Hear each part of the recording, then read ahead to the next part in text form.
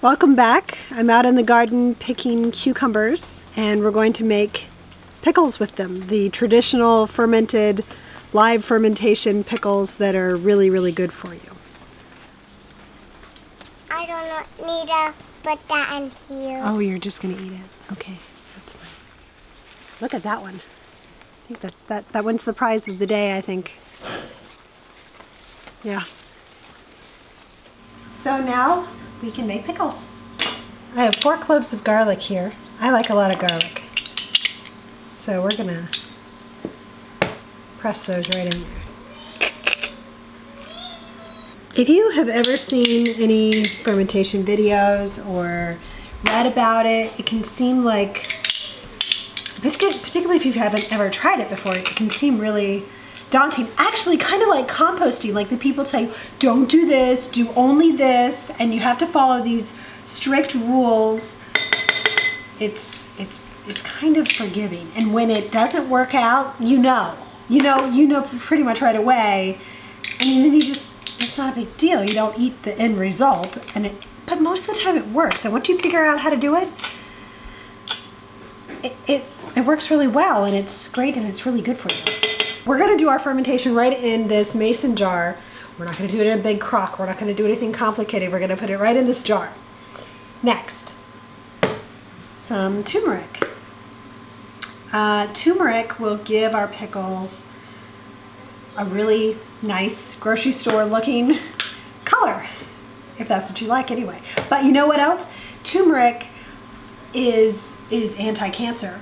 And from what David has told me that he's read, when you ferment turmeric, like we're going to do now, it really brings out those anti-cancer qualities. Now, I'm using dried powdered turmeric, which is not ideal for that, but it's probably better than no turmeric at all. So I'm going to go ahead and throw it in there. Okay, so then the cucumbers. Now, I don't know if we've showed you this before, but when the cucumbers become overripe, they turn red in the center. This one is good. This one is perfect.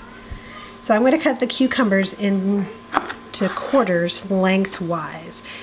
Because they're so, I don't know, dense, I tried fermenting them whole, and they didn't really soak up the brine, and they didn't turn out so well.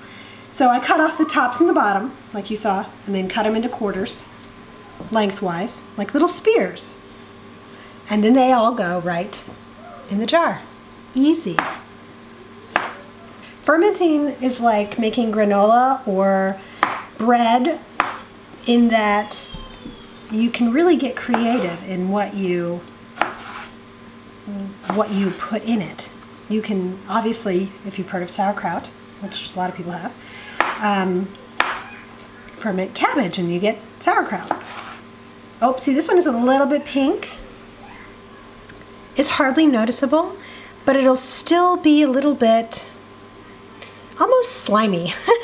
So I'm tempted to throw it in. Sometimes I do, but then sometimes if I have a lot, I'll just leave it out because it's not my favorite. This one is definitely more red than the previous red one.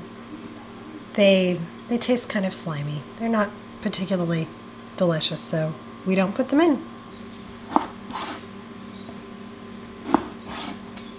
Now comes the easy part. I have 2 cups of just tap water, normal cold water temperature, just normal. And to it, I'm going to add 1.5 tablespoons of non-iodized salt. You can go anywhere from 1 tablespoon for every 2 cups of water up to 4 tablespoons. And so now I'm just stirring it around. What I'm doing here is I'm dissolving the salt into the water. When I do sauerkraut with cabbage, I usually do 1 tablespoon of salt because it is pretty salty, but the cabbage is cut very thinly and it doesn't need that much in order to ferment, whereas these cucumbers are thicker, and we just found that we think that they seem to just do better with a little more salt in the brine. So this, again, this is 2 cups of water and 1.5 tablespoons of salt. All right, it's all dissolved. I'm just gonna fill it all the way up to pretty much the top. And put on a lid. Yours doesn't have to be as rusty as mine. Yours can be right from the store. But, you know, it gives it that sort of country flair. Now what you do is just shake it. And you get everything kind of all stirred around in there. Then you put it on your counter and you loosen the lid. Just a little, just like that. And you're gonna retighten the lid and shake it 3 times a day for as long as you let it sit on the counter. The fermentation will be sort of all underway at 24 hours.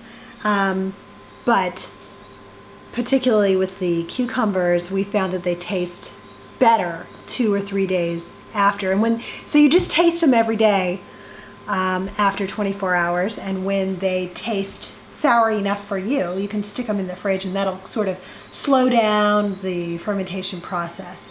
But for us, we eat them so quickly, I just usually leave them on. I mean, this isn't very much. We eat them very quickly, and we just leave them on the counter. So if you wanted the probiotics of something fermented, you're going to want to wait till they're 24 hours old at least. And if you waited a little longer, the probiotics are even more. But if you just wanted to get some, like you just right now got to get some, you can wait till they're at least 24 hours old, and that's when you can go and enjoy them. But remember, they're going to taste better maybe 2 or 3 days after. The salt in this is the magic ingredient that keeps this from turning into a sloppy, disgusting, rotting mess. The salt is what turns this into a vinegar solution.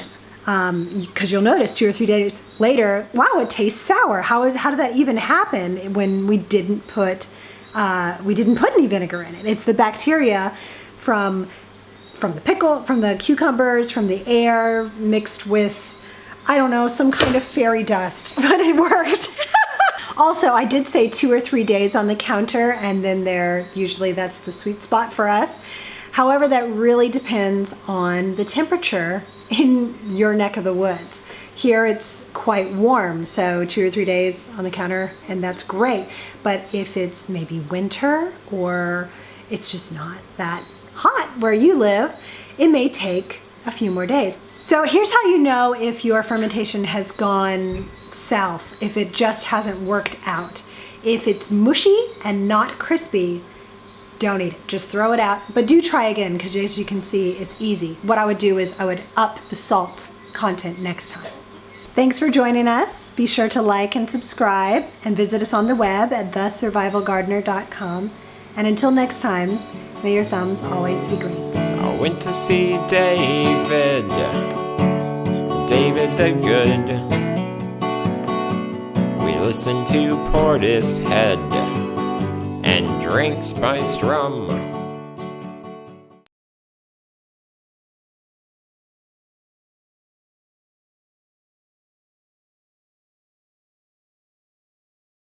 How about Radiohead doing a song about fermenting? Fermenting.